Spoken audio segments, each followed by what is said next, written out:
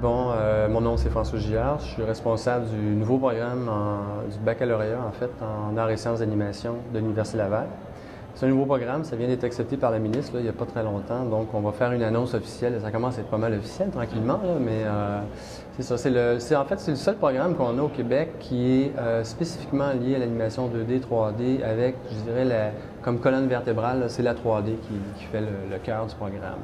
Il y a un programme équivalent à Concordia, disons, qui se rapproche le plus, mais qui serait plus vers le traditionnel, là, plus côté cinéma. Alors que nous, vraiment, c'est l'animation interactive qui nous intéresse. Ça vient d'arriver, ça fait 5 ans que le programme est en branle, que la demande et la structure est en construction.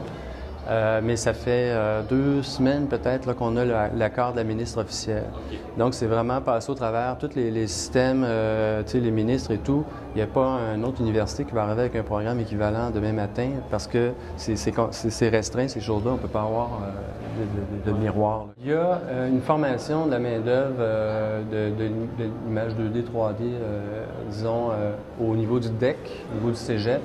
Mais on se rend compte qu'avec l'industrie, les demandes de l'industrie, on a besoin de plus en plus de créateurs, des gens qui ont une vue d'ensemble des outils et donc qui ne sont pas spécialisés dans un domaine très pointu, mais qui peuvent par contre arriver avec un ensemble de connaissances puis se retrouver dans toutes les sphères de ce marché-là qui s'éparpille un peu partout. Là. Ça passe de la visualisation légale, médicale, architecturale, cinéma, effets spéciaux, télévision, broadcast design, web, TV, en tout cas on en a pas mal, et les jeux vidéo aussi qui sont là-dedans.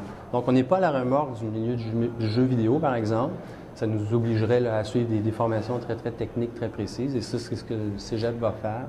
Mais maintenant avec un baccalauréat, bien, ça permet à quelqu'un d'avoir une base technique solide et de s'en aller de poursuivre son travail de recherche, son lieu de portfolio, avec une connaissance générale, théorique, puis aussi de travailler avec des outils de recherche qui sont ce qui va se faire dans le futur. Donc, on travaille beaucoup avec les laboratoires de recherche et ces choses-là. Pas contacté, on n'est pas encore de nouvelles officielles. Notre annonce officielle n'est pas encore. On va vraiment faire une ouverture puis faire venir les gens de l'industrie et tout ça. Mais on sait que les gens de l'industrie sont à la recherche de créateurs, ça c'est définitif. On a les techniciens du cégep qui arrivent, qui remplissent beaucoup ces postes-là, mais il reste toujours les postes créatifs. On en cherche, des gens qui ont une vue d'ensemble de la production, c'est essentiel.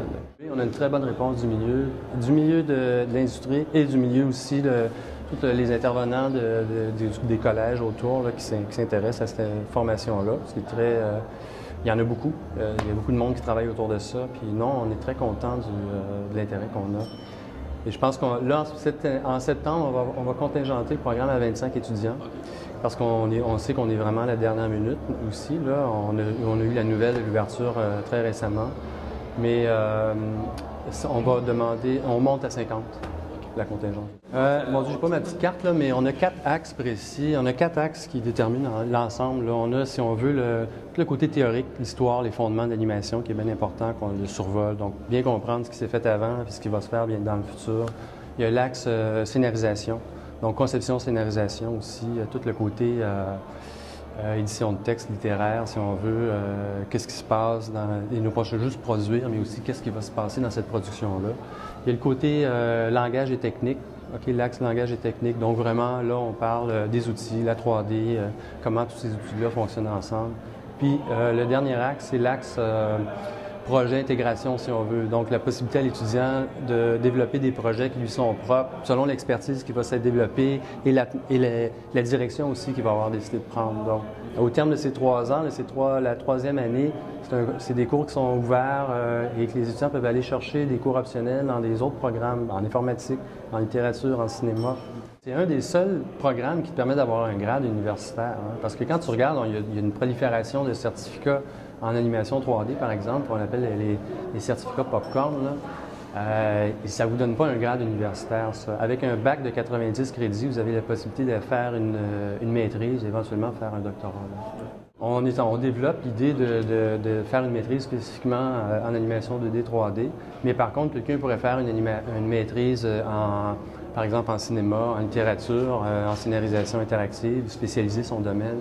comme ça. C'est un bac avec un ratio professeur-étudiant qui est très petit, qui permet donc de travailler en atelier et d'avoir la possibilité de travailler directement avec des spécialistes, des professeurs qui ont une expertise là-dedans.